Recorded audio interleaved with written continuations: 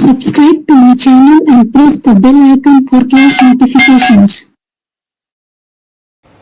इस वीडियो में आज क्लास 8 के मैथ में chapter 2 linear equation in one variable का मैं इंट्रोडक्शन दूंगी। इस चैप्टर का इंट्रोडक्शन दूंगी, ठीक है।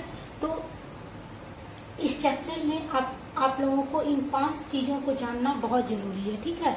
जैसे वेरिएबल क्या होता है, कांस्टेंट क्या होता है, अलजेब्रिक एक्सप्रेशन क्या होता है, फिर linear equation in one variable क्या होता है और सॉल्यूशन ऑफ एन इक्वेशन क्या होता है।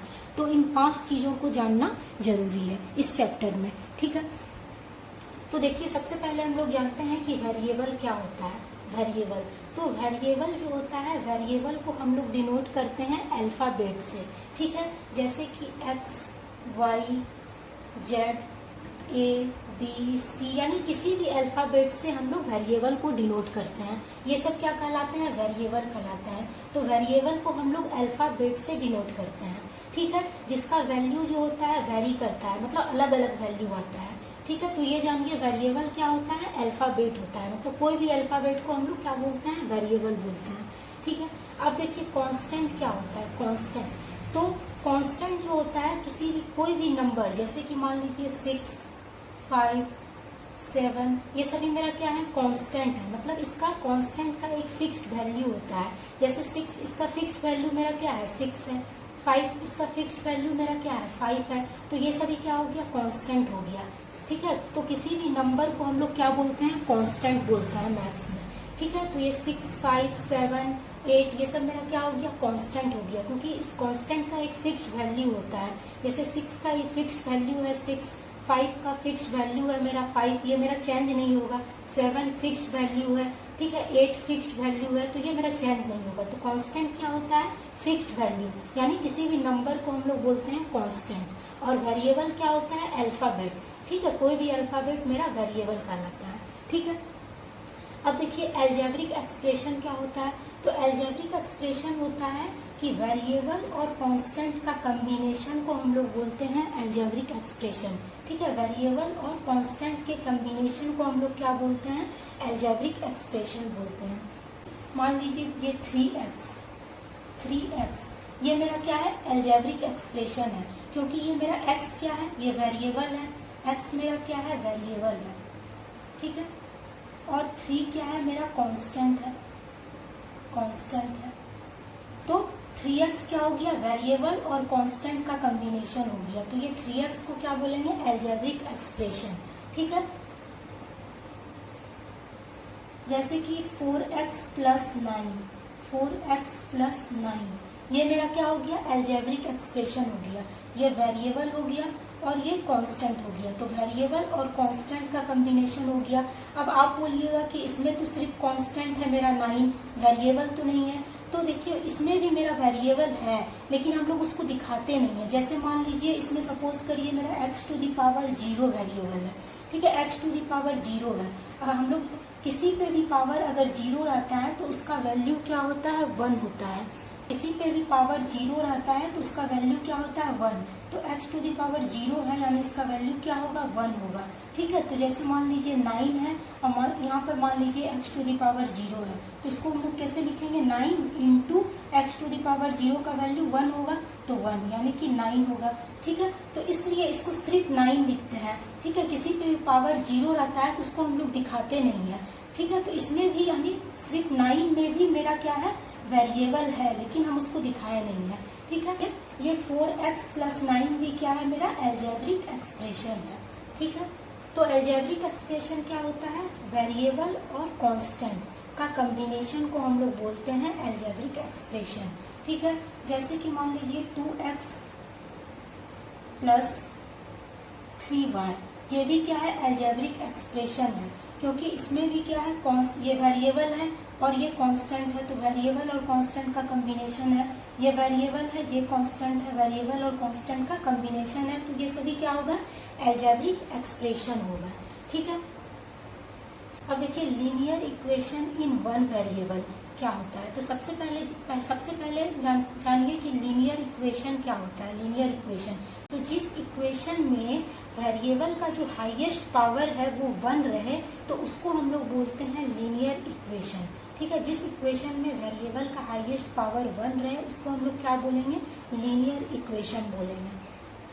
जैसे कि सपोज, जैसे कि एग्जांपल ले लीजिए 4x plus 9 is equal to 7, ठीक है। तो इसमें जो मेरा वेरिएबल है, अब देखिए इक्वेशन क्या होता है, तो इक्वेशन को हमेशा जो है इक्वल टू साइन से हम लोग क्या करते हैं, डिनोट करते हैं। इक्वेशन को हमेशा हम लोग इक्वल टू साइन से डिनोट करेंगे, ठीक है। और इक्वल टू के इस साइड में जो एक्सप्रेशन है इसको हम लोग क्या बोलते हैं, LHS यानी लेफ्ट हैंड साइड, ठीक है। इक्वल टू के इस साइड में जो एक्सप्रेशन है, ये लेफ्ट साइड में है एक्सप्रेशन, तो इसको हम लोग बोलेंगे LHS यानी लेफ्ट हैंड साइड। और इक्वेशन के राइट में जो है ये कहलाएगा मेरा RHS यानी राइट हैंड साइड। याद रखिएगा इक्वेशन को हमेशा हम लोग इक्वल साइन से दिखाते हैं और उसमें LHS, इक्वेशन में LHS और RHS दोनों होता है, ठीक है। तो ये क्या है, लीनियर इक्वेशन है। ये किस तरह का इक्वेशन है, लीनियर इक्वेशन है, क्योंकि इसमें जो वेरिएबल है मेरा क्या है, x है, और x का जो हाईएस्ट पावर है वो क्या है, 1 है। यहाँ x का पावर कुछ नहीं लिखा हुआ है, यानी कि क्या है, x का पावर 1 है। तो ये जिस इक्वेशन में वेरिएबल का हाईएस्ट पावर क्या हो, 1 हो, उसको हम लोग बोलते हैं लीनियर इक्वेशन, ठीक है। जैसे कि मान लीजिए x minus 2y is equal to 2, ठीक है। तो इसमें मेरा वेरिएबल कितना है, 2 है, x और y 2 वेरिएबल है, और दोनों वेरिएबल में मेरा हाईएस्ट पावर क्या है, 1 ही है। यहाँ देखिए x का पावर कुछ नहीं दिया हुआ है यानी 1 है x का पावर, यहाँ पे y का पावर कुछ नहीं दिया हुआ है यानी 1 है y का पावर। तो मेरा वेरिएबल का हाईएस्ट पावर क्या है, 1 है। तो इसलिए ये कैसा इक्वेशन है, लीनियर इक्वेशन। तो लीनियर इक्वेशन में हमेशा वेरिएबल का जो पावर होता है, वेरिएबल पे जो पावर होता है हाईएस्ट, वो क्या होता है, 1 होता है। तो उसको हम लोग बोलते हैं लीनियर इक्वेशन, ठीक है। अब लीनियर इक्वेशन इन 1 वेरिएबल क्या होता है, तो जिस इक्वेशन में एक वेरिएबल रहे, जिस इक्वेशन में एक वेरिएबल रहे और उस वेरिएबल का हाईएस्ट पावर 1 रहे, तो उसको हम लोग बोलते हैं लीनियर इक्वेशन इन 1 वेरिएबल। जैसे example 4x plus 9 is equal to 7, ठीक है। तो इसमें मेरा वेरिएबल क्या है, x है, एक वेरिएबल है x, ठीक है। और x का जो हाईएस्ट पावर है वो क्या है, 1 है। यहाँ x टू दी पावर कुछ नहीं लिखा हुआ है यानी x टू दी पावर क्या है, 1 है, ठीक है। तो यानी इस इक्वेशन में एक ही वेरिएबल x है और इसका हाईएस्ट पावर क्या है, 1 है। तो इसलिए ये कौन सा इक्वेशन है, लीनियर इक्वेशन इन 1 वेरिएबल, ठीक है। अब जैसे यहाँ पे मैं जैसे एग्जांपल दी हूँ x minus 2y is equal to 2, तो इस इक्वेशन में मेरा वेरिएबल कितना है, 2 है, एक x है और दूसरा y है, 2 वेरिएबल है। तो इसलिए ये और दोनों वेरिएबल में मेरा हाईएस्ट पावर 1 ही है। तो इसलिए ये कैसा है, लीनियर, ये है लीनियर इक्वेशन इन 2 वेरिएबल, क्योंकि इस इक्वेशन में मेरा 2 वेरिएबल है, एक x और दूसरा y। तो इसलिए ये कैसा है, लीनियर इक्वेशन है, लीनियर इक्वेशन इन 2 वेरिएबल है, ठीक है। लेकिन इस क्लास 8 में आप लोग पढ़िएगा लीनियर इक्वेशन इन 1 वेरिएबल, मतलब एक ही वेरिएबल पढ़िएगा, ठीक है। जैसे दूसरा एग्जांपल ले लीजिए 7a minus 4 is equal to 16। अब देखिए इस इक्वेशन में मेरा वेरिएबल क्या है, a है। इस इक्वेशन में मेरा वेरिएबल क्या है, a है। तो यानी एक ही वेरिएबल है इस इक्वेशन में एक ही वेरिएबल है, और इस वेरिएबल का जो हाईएस्ट पावर है वो क्या है, 1 है। a टू दी पावर कुछ नहीं लिखा हुआ है यानी 1 है, ठीक है। तो इसमें वेरिएबल क्या है, एक ही है a, और इसका पावर क्या है, 1 है हाईएस्ट। तो इसलिए ये क्या, कौन सा इक्वेशन है, ये है लीनियर इक्वेशन इन 1 वेरिएबल। तो हमेशा याद रखिएगा कि वह इक्वेशन जिसमें सिर्फ एक ही वेरिएबल हो और उस वेरिएबल का हाईएस्ट पावर 1 हो, तो उसको हम लोग बोलते हैं लीनियर इक्वेशन इन 1 वेरिएबल, ठीक है। अब देखिए लीनियर इक्वेशन इन 1 वेरिएबल में हमेशा एक ही सॉल्यूशन होता है, 1 सॉल्यूशन होता है, ठीक है। सॉल्यूशन क्या होता है, तो जैसे कि मान लीजिए 4x plus 9 is equal to 7 है, ठीक है। तो इसको हम लोग सॉल्व करेंगे और x का वैल्यू निकालेंगे। तो x का जो वैल्यू आएगा वो क्या कहलाएगा, मेरा इस इक्वेशन का सॉल्यूशन कहलाएगा, ठीक है। जैसे कि इसको हम लोग सॉल्व कैसे करेंगे, देखिए इसको सॉल्व करने का तरीका होता है, कैसे सॉल्व किया जाता है। तो जैसे ये 4x है, ठीक है, this is equal to, constant term को हम लोग एक साथ लिखते हैं, ठीक है। ये तो 4x इज इक्वल टू हो जाएगा कांस्टेंट टर्म को हम लोग एक तरफ कर लेंगे, तो ये 7 हो गया। अब ये +9 है, 9 है मेरा लेफ्ट साइड में, तो ये राइट साइड में जब आएगा यानी इक्वल टू के इधर आएगा राइट साइड में, तो ये प्लस का साइन जो है वो चेंज हो जाएगा, तो प्लस का साइन चेंज हो जाएगा माइनस में, यानी -9 हो जाएगा। तो हमेशा याद रखिएगा जब प्लस मेरा एक साइड से दूसरे साइड जाता है तो उसका साइन चेंज हो जाता है, वो चेंज हो जाता है माइनस में।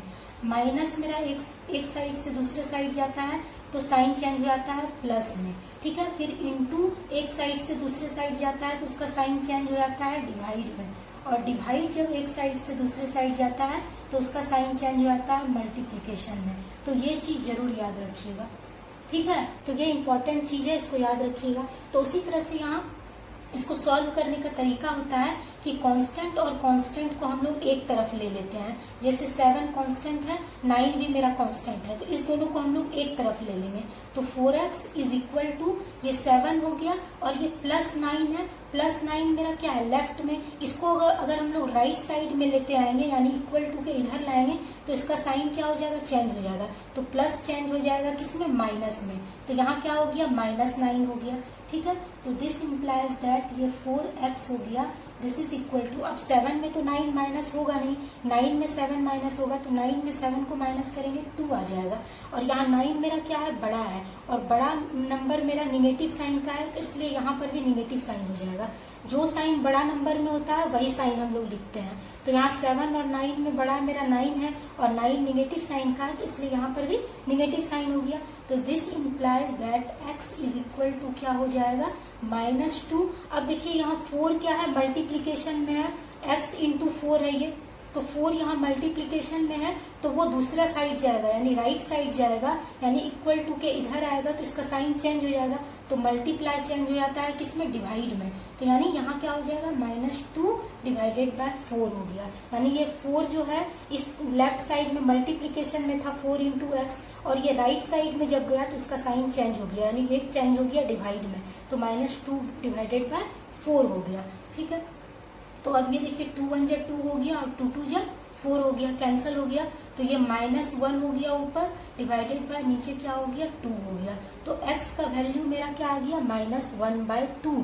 तो इस तरह से हम लोग linear equation in one variable को क्या करेंगे, सॉल्व करेंगे, ठीक है।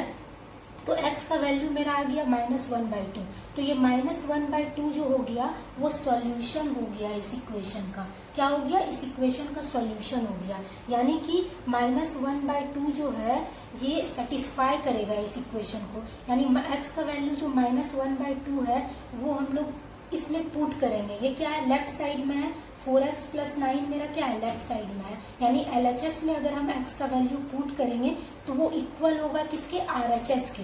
जैसे कि मेरा LHS लेफ्ट हैंड साइड में मेरा क्या है, 4x + 9 है, 4x + 9 है। इधर वाले को बोलते हैं LHS यानी लेफ्ट हैंड साइड, ये लेफ्ट साइड में है तो इसलिए ये LHS कहलाएगा, और ये राइट साइड में है 7 तो इसलिए ये RHS कहलाएगा। तो LHS मेरा हो गया 4x + 9, तो x का वैल्यू अगर हम लोग इसमें पुट कर देते हैं तो क्या हो जाएगा, 4 इंटू एक्स के जगह पे हम लोग -1/2 लिखेंगे +9, ठीक है। इसको हम लोग सॉल्व करेंगे तो देखिए क्या आ जाएगा, ये 4 मेरा कैंसिल हो जाएगा 2 से, 2 2 जा 4 हो जाएगा। अब 2 इंटू 1 करेंगे तो क्या हो जाएगा, 2, और यहाँ माइनस साइन है तो माइनस हो गया, -2 + 9 ये हो गया। तो दिस इज इक्वल टू, अब ये प्लस माइनस क्या होता है, माइनस होता है, तो 9 में 2 को माइनस करेंगे 7 आ गया, और यहाँ 9 मेरा बड़ा नंबर है और बड़ा नंबर मेरा क्या है, पॉजिटिव साइन का, तो इसलिए यहाँ +7 होगा, प्लस को हम लोग दिखाते नहीं है तो सिर्फ 7 हो गया, तो यानी 7 आ गया। अब यहाँ RHS में मेरा क्या है, 7 है, तो यानी LHS मेरा क्या हो गया, RHS के इक्वल हो गया, LHS क्या हो गया, RHS के इक्वल हो गया, यानी कि -1/2 जो है इस इक्वेशन को क्या किया, सेटिस्फाई कर दिया, तो इसलिए -1/2 सॉल्यूशन हो गया इस इक्वेशन का। तो सॉल्यूशन ऑफ इक्वेशन वही होता है कि वेरिएबल का वह वैल्यू जो इक्वेशन को क्या करे, सेटिस्फाई कर दे, यानी LHS जो है वो इक्वल आ जाए RHS के, तो वो कहलाता है सॉल्यूशन ऑफ एन इक्वेशन, ठीक है। मान लीजिए जैसे कि 4x + 9 = 7 है, ठीक है। 4x plus 9 is equal to 7 है, तो x का वैल्यू अगर हम 2 इसमें पुट करते हैं, ठीक है, ये मेरा क्या है, ये मेरा कहलाता है LHS, लेफ्ट हैंड साइड में है ये, तो इसलिए इसको हम लोग बोलते हैं LHS। तो यहाँ पर when x is equal to 2, जब x का वैल्यू हम लोग 2 लेते हैं और पुट करते हैं LHS में, तो क्या होगा, 4 इंटू एक्स का वैल्यू 2 हो जाएगा प्लस 9, ठीक है। तो क्या हो जाएगा, 4 2 जा 8 प्लस 9, तो 9 प्लस 8 क्या हो जाएगा, 17 हो गया।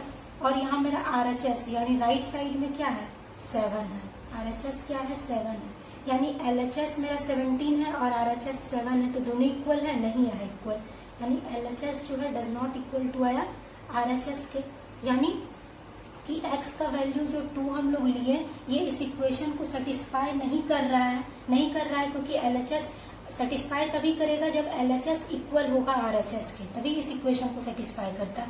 लेकिन यहाँ x का वैल्यू 2 पुट किया LHS में, तो वो RHS के इक्वल नहीं आया, यानी LHS जो है वो RHS के इक्वल नहीं आया, तो यानी x इज इक्वल टू 2 जो है वो इस इक्वेशन को क्या कर रहा है, सेटिस्फाई नहीं कर रहा, तो इसलिए 2 जो है इस इक्वेशन का सॉल्यूशन नहीं है, तो इसलिए therefore 2 is not a solution, is not a solution of equation 4x plus 9 is equal to 7। इसलिए 2 जो है वो इस इक्वेशन का क्या है, सॉल्यूशन नहीं है, क्योंकि इस इक्वेशन को वो सेटिस्फाई नहीं कर रहा है।